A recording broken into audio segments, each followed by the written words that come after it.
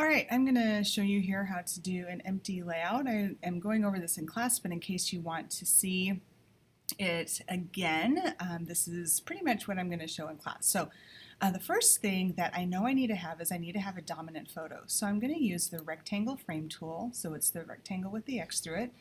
And I want my dominant photo to be over here.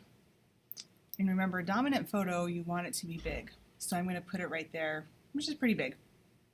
Okay, and then the next thing that I'm going to want is I'm going to want a headline. So I'm going to use the text tool, and I'm going to draw a headline that goes across here, and I'm just going to type in here, headline will go here.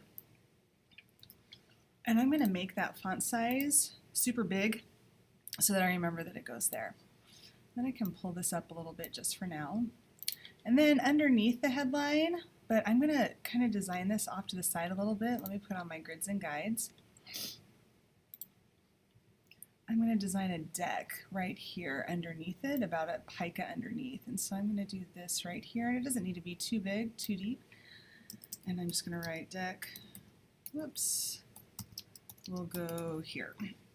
Now, something to keep in mind is that I will probably end up moving a lot of this around, but this is just to give me a sense of where things are going to go. Okay, deck's going to go there. And then what I'm going to do underneath the deck is another text box, and I'm going to make it 3 columns across, and I want to make it equal with that photo. Remember, we want to align things on the page. Nothing is arbitrary. So I want to make sure that this box here is aligned with the bottom of this box here. Okay, now this is where it gets a little tricky. I'm going to right click here, and I'm going to go fill with placeholder text. This is going to be my story. Okay, but we don't want to read all the way across like this. This isn't how we operate. We want to put this in columns.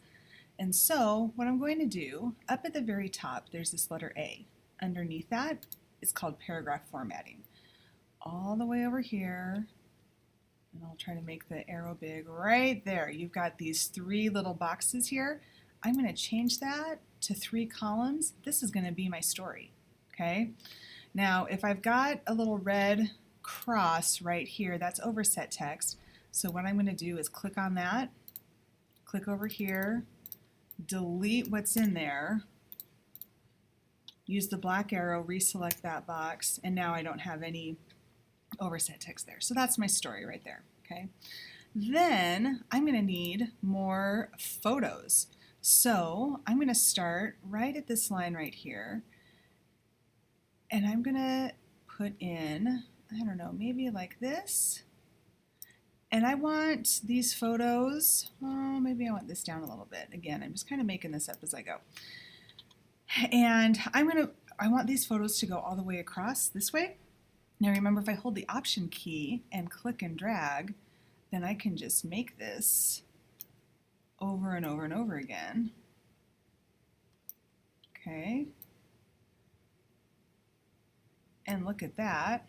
Now, one thing that I need to mess around with, and I'm not going to spend time in this video doing this, but I want to make sure that I have the same number of picas in between every photo, and I don't quite have that. So I would want to mess around with that a little bit. Now, the one thing I didn't allow for underneath this photo here is a caption. So I'm going to group these photos here. I'm going to go click and drag, and it selects all of them. And then I'm going to move it down about, I don't know, 4 or 5 picas right there. Okay. Because I need to draw a caption box underneath this photo. Now, what you want to do, I always zoom in to do this. What I want is under the photo, 1 pica away from that photo, here is my caption box, right there. Okay, and then I'll zoom back out.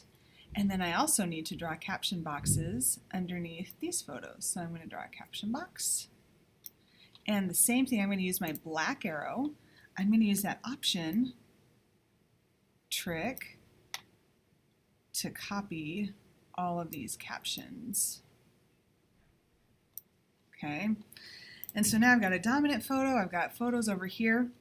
Okay, now over here I want to do my little module. Okay, so I'm going to do like a text box here for the question. What is the question going to be?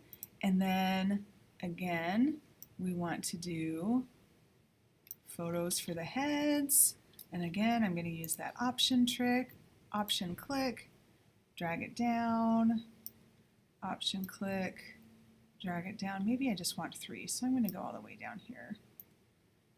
Oops, I did not want an extra one here. I don't know. I'll mess around with it. Because again, I don't have all the elements right here, but this is just a basic layout. Now I have room for other things here, so if I wanted to maybe draw a line here to separate out, oh, except I've got that caption there. Maybe I just want a line here, and I can play around. I can make it kind of like, I don't know, like that. And I haven't picked colors yet or anything like that, but I can do other stuff. But this is a good place to start. Now, all of this might change, but at least I know I need a dominant photo. I'm going to have 4 other photos to go with it. Here's my module over here. So I've met the 7 to 10 photo requirement. 1, 2, 3, 4, 5, 6, 7, 8. I've got a story, I've got a headline, I've got a deck, I've got spaces for captions, and I still have extra space to move stuff around if I need to. So this is a really good way to start with your layout, just to give you a sense of what kinds of things you're going to need.